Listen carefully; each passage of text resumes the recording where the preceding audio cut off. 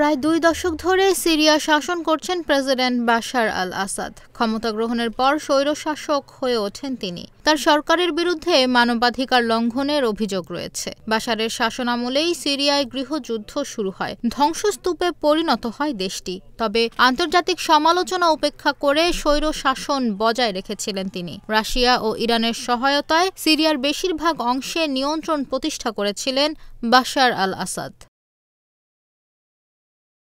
টানা ৫ দশকের বেশি সময় ধরে সিরিয়া শাসন করছে আল আসাদ পরিবার। ১৯৭১ থেকে ২০০০ সাল পর্যন্ত সিরিয়ার প্রেসিডেন্ট ছিলেন হাফিজ আল আসাদ। ২০০০ সালে তার মৃত্যু হলে সেই বছরই ১৭ জুলাই মাত্র ৩৪ বছর বয়সে ক্ষমতায় বসেন ছেলে বাশার আল আসাদ। এরপর টানা ২ যুগ ধরে প্রেসিডেন্ট পদে ছিলেন তিনি। বাশারের জন্ম ১৯৬৫ সালে দামেস্কে। শৈশবে দামেস্কে পড়াশোনা শুরু। হতে চেয়েছিলেন চিকিৎসক। প্রথমে দামেস্ক ইউনিভার্সিটি থেকে চক্ষু বিজ্ঞানে পড়েছেন। এরপর যুক্তরাজ্যের লন্ডনে চক্ষু বিজ্ঞানে উচ্চতর পড়াশোনা করেছিলেন।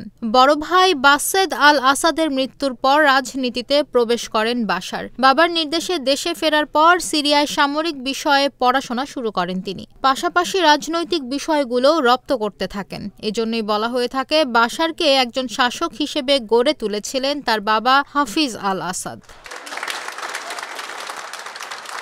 সিরিয়ার প্রেসিডেন্ট হওয়ার পর বাশার আল আসাদকে একটি আধুনিক ও সংস্কারবাদী নেতা হিসেবে উপস্থাপন করা হয়। তবে খুব দ্রুতই তার শাসন কঠোর হয়ে ওঠে।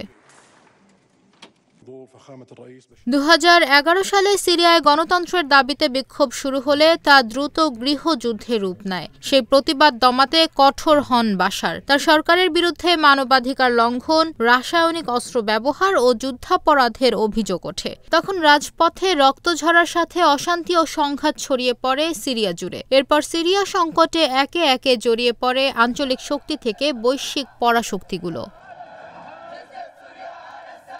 টানা ১৩ বছরের গৃহযুদ্ধে সিরিয়ায় ৫ লাখের বেশি মানুষ নিহত হয়। বাস্তুচ্যুত হয় দেশটির প্রায় অর্ধেক জনগণ। ইতিহাসের সবচেয়ে করুণ মানবিক সংকট শুরু হয় সিরিয়ায়। তবে এসবের পরও বাশার আল আসাদ ছিলেন নির্বিকার। নিজের কর্তৃত্ব আরও পাকাপোক্ত করাই ছিল তার অগ্রাধিকার। বাশার ক্ষমতায় এসে সরকারি প্রতিষ্ঠানগুলো পরিবর্তন আনেন। নিরাপত্তা সংস্থা ও সামরিক বাহিনীতে রদবদলের পাশাপাশি নিজের আস্থাভাজন ব্যক্তিদের গুরুত্বপূর্ণ সব পদে বসিয়ে প্রশাসনের লাগাম রাখেন নিজ হাতে।